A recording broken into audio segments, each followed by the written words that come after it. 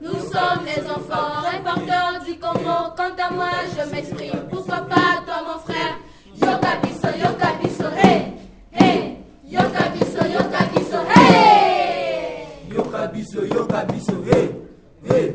Yoka biso, hey, hey.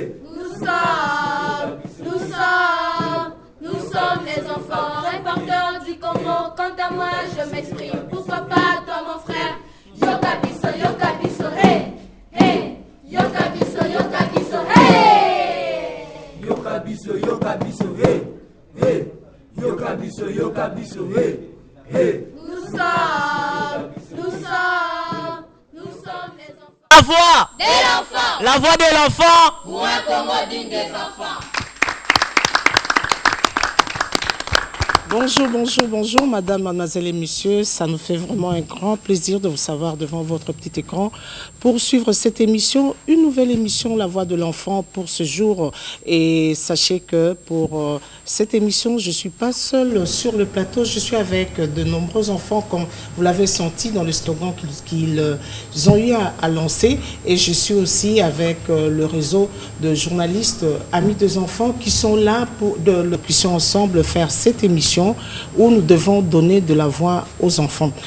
Eh bien, pour cette émission, l'émission d'aujourd'hui, nous allons parler de quelque chose de très important, comme vous le savez. Nous parlons toujours des questions importantes pour l'enfant et aujourd'hui, nous allons parler du problématique de kits scolaires dans le système éducatif et pour sujet, dans notre émission d'aujourd'hui, nous allons parler de l'importance du kit pour l'enfant qui va à l'école. Eh bien, c'est ça notre émission aujourd'hui. Et pour ce faire, nous recevons à votre intention et surtout pour que les enfants puissent discuter avec nos invités autour de notre sujet d'aujourd'hui. Nous recevons pour vous Madame Mambono Mundendo Angèle. Elle est directrice à l'école primaire de Fumunketo de la commune de Kimbanseke. Et puis nous avons aussi M. Ilunga Zoumala Gulin qui lui est président du comité des parents de l'école Fumunketo 2, toujours à Kimbanseke, c'est la même école. Et puis nous avons M. Gulin Korogo, qui est chef de bureau à la direction des programmes scolaires et matériel didactique. Et pour terminer, nous avons aussi le plaisir de recevoir pour vous un représentant de l'UNICEF, M. Peter Monokaka. Lui, il est assistant de programme à la section éducation de l'UNICEF. Voilà, ce sont là nos invités. Et avant toute chose, je vous remercie de votre attention pour notre émission d'aujourd'hui. Et pour que nous puissions vraiment vous faire entrer dans le bain de notre émission d'aujourd'hui, nous vous demandons d'aller avec nous dans un village du Bandundu. Et ce village s'appelle Bimpangu. Et ce village, c'est aux alentours de Kikwiti. Et bien là, nous allons vous demander de suivre avec nous ce qui s'est passé là-bas pour la distribution de kits scolaires. Suivez avec nous. Yoka biso, hey, hey. Yoka biso, hey.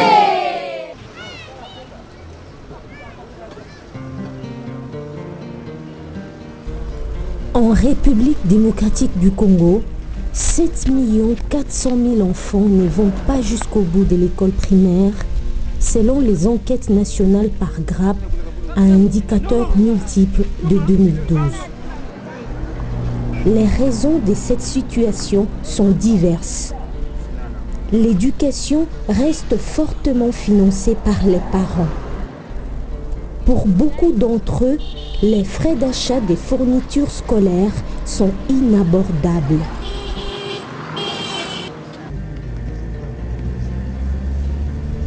Aline Kutameka vit à Kikwit, une ville de Bandundu. Elle a 5 enfants et Gabi est l'avant-dernier de sa famille. Gabi pe classe abandi na retard. Mbongo eza te ya osombela ye bakaye. Yango wana nayoki bazokabola bakaye, UNICEF asungi biso toza na esengo. kabon pesa mbaka yayen samna ulongo kil. Depuis quelques jours, le Fonds des Nations Unies pour l'enfance facilite la tâche au gouvernement congolais dans la distribution des stocks au niveau des sites prévus avant la remise des fournitures scolaires aux parents et élèves. Pour une telle action, l'UNICEF a reçu le fonds des Japonais pour appuyer ou aider le gouvernement congolais. À Bipangu, à la périphérie de Kikwit, toute l'école est mobilisée.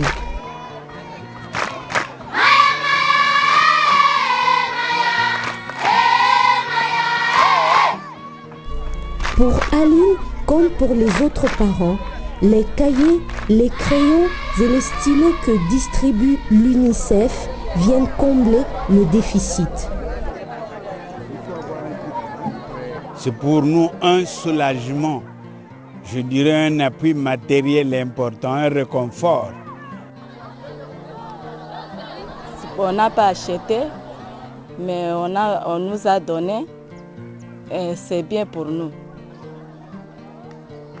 Les besoins sont toujours énormes et nous avons eu cette grâce-là que le niveau national nous a accordée avec l'appui de fonds japonais. Dans leur marche, Aline et Gabi mesurent le bonheur qu'ils ont après le geste de cœur ou l'appui didactique reçu.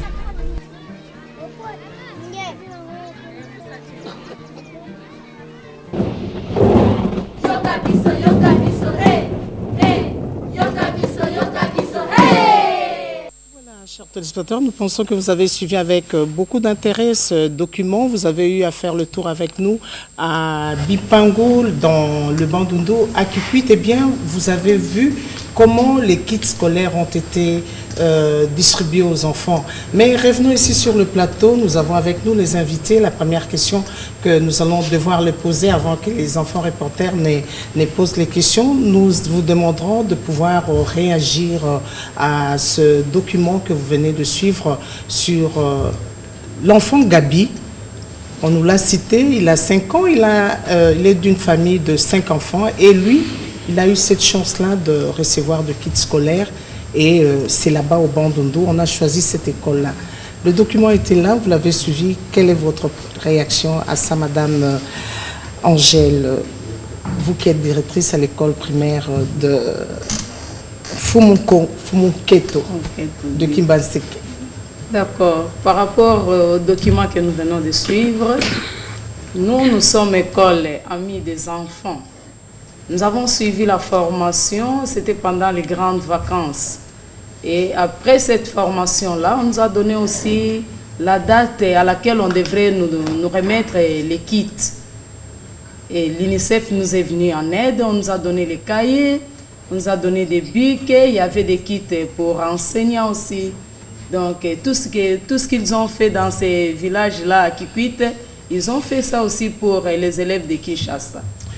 C'était fait pour les élèves de Kinshasa. Nous avons été à l'école s'appelle l'école de Kitoa. Et Monsieur Guilain, qu'est-ce que vous nous dites à propos du reportage que vous venez de suivre? Oui, effectivement, je suivais avec beaucoup d'attention le document que nous venons de suivre ici. C'est pour dire qu'en tant que parents, nous sommes ravis de voir qu'effectivement l'UNICEF, tout comme le gouvernement, a pensé de soulager tant peu la misère de parents en ce qui concerne l'achat des fournitures scolaires, parce qu'il y a des parents au moins qui peuvent avoir au moins 5 ou 6 enfants. Il est incapable peut-être de parvenir à se procurer le cahier, mais avec cette aide qui est venue, je crois qu'en tant que parents, nous ne pouvons que nous réjouir et féliciter que ce genre de distribution, que cela puisse continuer pour soulager les parents. Que ça ne soit pas peut-être pour une seule fois, pour une seule année, mais que cela soit au moins merci bien. Habituel. Nous passons à vous, Monsieur Guillaume. Qu'est-ce que vous pensez de ce reportage? Merci. J'ai vu, c'est intéressant. et que le gouvernement, l'UNICEF est en train d'appuyer le gouvernement dans ses efforts pour aider tous les enfants congolais à étudier dans de bonnes conditions. Voilà. Vous êtes, je crois que ça vous fait beaucoup de plaisir, hein, vous qui parlez du matériel didactique, et quand vous voyez que déjà les enfants ont les cahiers, ça fait une bonne chose. Oui. Oui, nous passons à vous, monsieur de l'UNICEF. Qu'est-ce que vous nous dites de cet appui, de ce don japonais? Le Japon, c'est très loin, et voilà qu'ils sont au Congo pour amener de cahiers, de crayons et de stylos pour les enfants, là-bas au fond de Kikwiti, à Bimpango. Merci beaucoup pour la question. Je crois que pour nous, c'est une joie de recevoir ces feedbacks des enfants, parce qu'on a tellement de rumeurs qui courent de partout, les cahiers n'arrivent pas chez les enfants. Du moins avec ces reportages, on est soulagé par rapport à tous ces rumeurs-là. Donc pour nous, c'est une joie, c'est de venir en appui. Ça vous fait une joie. Et là, c'était notre reportage. Maintenant, nous allons passer à la deuxième partie de notre émission. Et la deuxième partie de notre émission, c'est les questions des enfants. Ils ont beaucoup de questions autour de la distribution de kits scolaires. Et je vais devoir donner en premier lieu la parole à Merveille. Je m'appelle Merveille Ntumba. Ma question s'adresse au délégué de l'UNICEF. Je voudrais savoir sur base de quels critères sélectionnez-vous des écoles qui bénéficient des kits scolaires et pourquoi ces critères? Voilà, là c'est la première question. Il y a une question de Joël qui... Oui, vas-y. Ma première question est la suivante, s'adresse au délégué de l'UNICEF. Pouvez-vous préciser avec quelle fréquence remettez-vous les kits scolaires aux élèves? Et la deuxième, c'est... L'article 28 de la CDE stipule que les États parties reconnaissent le droit de l'enfant à l'éducation et en particulier en vue d'assurer l'exercice de ce progressivement et sur la base de l'égalité de chance. Alors quand vous remettez des kits scolaires à certains élèves et à d'autres non, ne violez-vous pas cette égalité de chance reconnue à tous les enfants? Voilà, là c'est la question de Joël. Nous prenons 4 questions. Angélique? Je m'appelle Angélique, comme l'a dit Maman Noëlla. Ma question s'adresse toujours au délégué de l'UNICEF. Alors voilà, j'aimerais savoir, est-ce que vous remettez les kits scolaires aux différents élèves, seulement dans les écoles? Est-ce que vous remettez aussi aux élèves de l'école secondaire ou seulement aux élèves de l'école primaire? Et si vous remettez aux élèves de l'école secondaire, est-ce que vous tenez compte des options que font ces élèves dans les composantes des kits? Voilà. La troisième et la dernière pour le premier tour. Oui, la quatrième. Oui. Bonjour, je m'appelle Nathan Katembe. Moi, ma question s'adresse à la directrice de l'école. Je veux savoir, on dit d'abord de lire, c'est bon pour la vie d'une personne. Je veux savoir, est-ce que dans vos écoles, il existe-t-il des bibliothèques? Si oui, vous nous dites qu'est-ce qu'il faut pour accéder à la bibliothèque. Ma deuxième question est au délégué de l'EPSP ou au gouvernement. Je veux savoir si on peut un peu nous dire, de ce qu'on pense. Parce qu'on voit seulement l'UNICEF. L'UNICEF qui fait des dons dans des écoles, l'UNICEF fait des dons dans d'autres écoles. Donc si l'UNICEF et d'autres organismes partent, donc la vie de l'enfant congolais ou bien les études de l'enfant congolais sera gâchée. Voilà, ce sont les 4 premiers intervenants. Et la parole à vous, monsieur Peter de l'UNICEF. Beaucoup de questions sont allées vers vous. Vous pouvez répondre. Merci beaucoup, très content. Et je crois si je dois répondre à certaines questions, le critère de ciblage, ce n'est pas que nous le définissions seuls.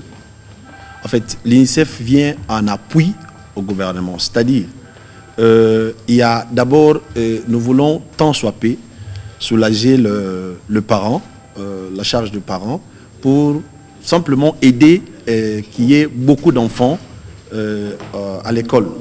Donc s'il faut parler des critères, je crois que ces critères-là sont définis par le gouvernement. Nous n'avons pas de critères.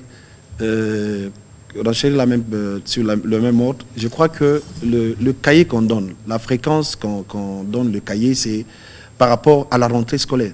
Donc c'est une fois qu'on donne les cahiers.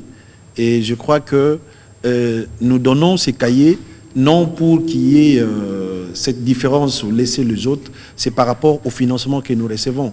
C'est par rapport à un ciblage, par rapport à un besoin qui nous est exprimé par le gouvernement. S'il faut venir en aide à tous les enfants, je pense que l'enveloppe que nous recevons ne nous permet pas d'aller au-delà de ça, du point de vue dotation. Parce que, comme a dit la question, s'il faut différencier, ce que nous tenons compte du niveau des enfants quand nous donnons les cahiers, cela répond à peu près à la question de Joël, je crois, oui, de Joël, pour dire le cahier, le paquet que nous donnons aux enfants, c'est prédéfini par la direction de didactique, matériel didactique, donc du programme scolaire, et ce n'est pas l'UNICEF qui détermine ça. Donc nous donnons pour aider et nous donnons en fonction de ce que nous dit la direction du matériel scolaire. Donc je crois que s'il faut ramasser tout ça, c'est dans ce sens-là, je crois qu'il va, s'il est là, il va plus répondre à cette question. Mais est-il que les secondaires, nous ne sommes pas encore, si je crois, on a essayé de donner aux secondaires, mais comme on a dit, les financements n'étaient pas, tout à l'heure dans le documentaire, on a vu que c'est le Japon qui est venu, et si nous avons beaucoup de bailleurs de fonds, et c'est déjà un plaidoyer pour nous, on aura aussi beaucoup de cahiers, on va essayer d'élargir notre cible dans l'intervention. Je crois que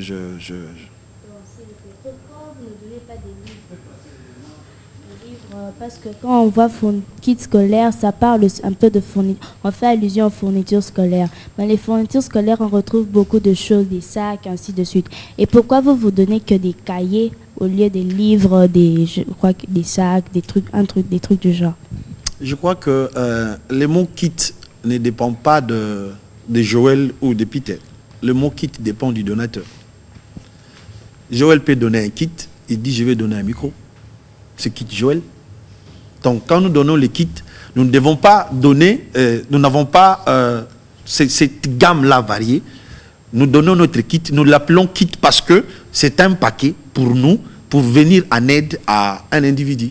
Donc nous ne donnons pas, il faut mettre nécessairement parce qu'on parle de fournitures scolaires, il faut mettre les livres, il faut mettre le sac. Non, donc nous donnons ça, nous l'appelons kit parce que pour nous, cette constitution-là est destinée à un enfant.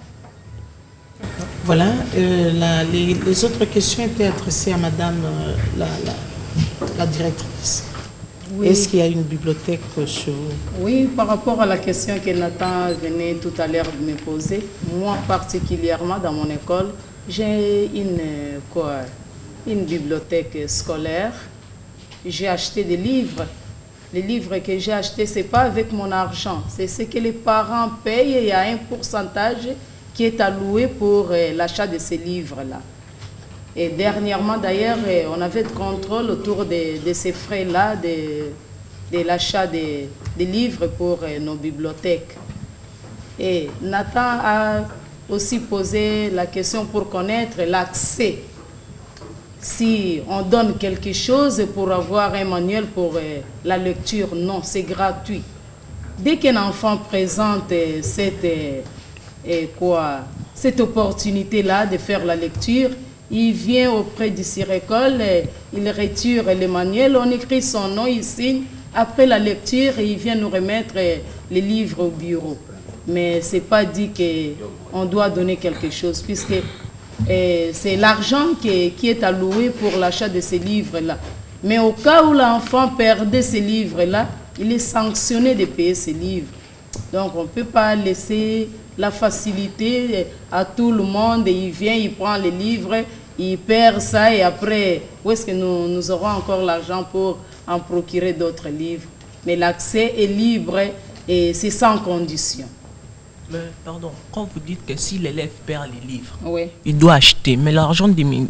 Vous avez dit que vous aurez l'autre argent ou bien d'autres argent pour payer ces livres. Mais l'argent des minérables qu'il paye là, ça peut vous aider encore à payer d'autres livres. ou bien vous gardez que le même livre pour chaque année à pas renouveler? Bon, prenons par exemple, vous payez au premier trimestre.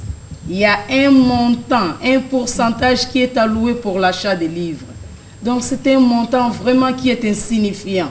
Au premier trimestre, dans les calculs, nous sommes arrivés à 83 000 francs congolais. Et avec les 83 000, vous achetez un livre par exemple à 10 $, 20 $.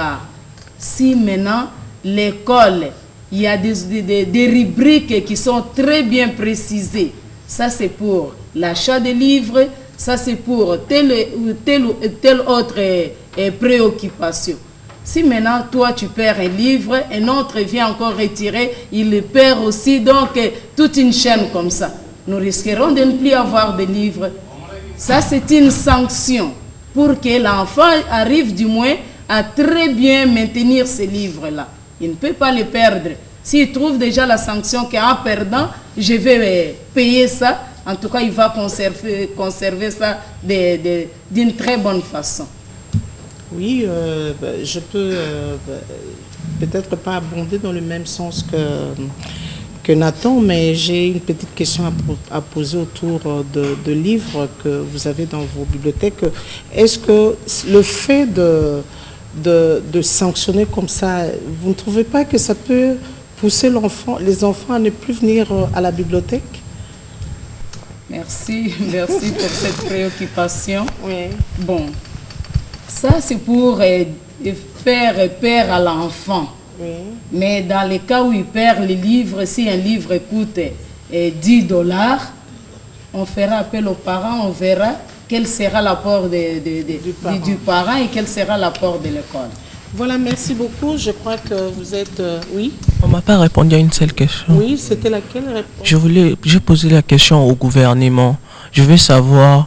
Oui, il avait une préoccupation à savoir est-ce que c'est seulement les organismes ou les partenaires du Congo qui sont toujours là à pouvoir donner de l'aide pour donner les cahiers, pour distribuer les kits scolaires. Et si un jour il n'était plus là, qu'est-ce qu'il adviendrait de l'enfant congolais? Il n'irait plus à l'école? C'était sa question. Je vais commencer par la question de la jeune reporter, c'est Joël, oui. Puisqu'elle avait parlé de la composition du kit à M. Peter. Et ce kit que l'UNICEF donne avec les cahiers, les stylos, je crois que c'est l'essentiel pour que l'enfant puisse apprendre. Et c'est très nécessaire pour l'enfant, pour tout enfant congolais, que ce soit l'enfant de Kinshasa ou l'enfant de l'intérieur du pays. C'est le minimum, c'est la base, puisque quand on est élève, on peut être appelé élève si on a les cahiers, on a les stylos. Et si un élève n'a pas les cahiers, n'a pas les stylos, donc il ne peut vraiment pas être appelé élève, n'est-ce pas? Ça c'est le minimum, ça c'est la base. Ensuite, pour la question de Nathan, je veux dire que depuis 2004, vous aviez vu aussi Madame Olive en train de distribuer les fournitures scolaires dans les écoles, n'est-ce pas? Depuis 2004. Ça, c'était le gouvernement qui faisait ça. Donc, le gouvernement n'a pas croisé les bras. Le gouvernement travaille en accord avec l'UNICEF, avec d'autres organismes. Et quand les organismes fournissent les kits scolaires pour les élèves, le gouvernement ne doit pas faire la même chose. Et si l'UNICEF donne les cahiers, par exemple, le gouvernement, vous avez posé la question, pourquoi est-ce qu'il n'y a pas de livres? Le gouvernement donne les manuels scolaires pour les enfants. Si vous passez dans les écoles de Kinshasa ici, toutes les écoles primaires, vous allez voir que le gouvernement a donné le manuel de français, le manuel de mathématiques pour toutes les classes et pour tous les élèves, disons un manuel pour 2 élèves de première année jusqu'à 6e année primaire. Donc les écoles publiques. Ça, c'est dans toutes les écoles publiques.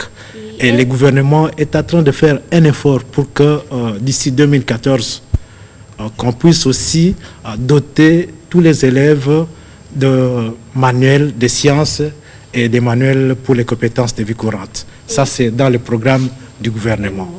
Oui. Et donc, le gouvernement n'a pas croisé les bras. si l'UNICEF n'intervient pas, le gouvernement va intervenir. À un certain moment, l'UNICEF donnait les matériels pour les enfants et c'était question de voir le gouvernement va donner en première année ou en deuxième année, etc., etc. Il ne faut pas que le gouvernement et l'UNICEF fassent la même chose dans les mêmes classes au même moment. Oui. Donc. Voilà, nous pensons que vous avez eu bien de cause. Oui, Joël, tu dis que tu n'es pas satisfait. Vous donnez aussi des livres. Quand le gouvernement donne des manuels, il les donne aussi dans les provinces. Quand il donne des cahiers, il emmène aussi des matériels comment je peux dire, de matériel les livres. Ce que l'UNICEF ne donne pas. Ils ajoutent dans les kits scolaires des livres, des lattes, ainsi de suite. Ils les donnent. Les livres sont donnés pour toutes les écoles primaires de la République démocratique du Congo. Quand vous allez à Kasumbalesa, vous allez à Popokabaka, vous allez à Aba, vous allez à Gemena, vous allez trouver que dans toutes les écoles primaires de la République, il y a les manuels de français et les manuels de mathématiques à partir de première année jusqu'à 6e année primaire. Et malheureusement, je n'ai pas la photo ici. J'étais dans les Bandundu, dans une école primaire Ito, dans une classe de première année. J'ai vu les élèves avec ces livres-là. J'ai des photos et la preuve en appui. Et même au niveau de la province orientale et dans d'autres provinces, j'ai vu que les enfants disposent de ces manuels.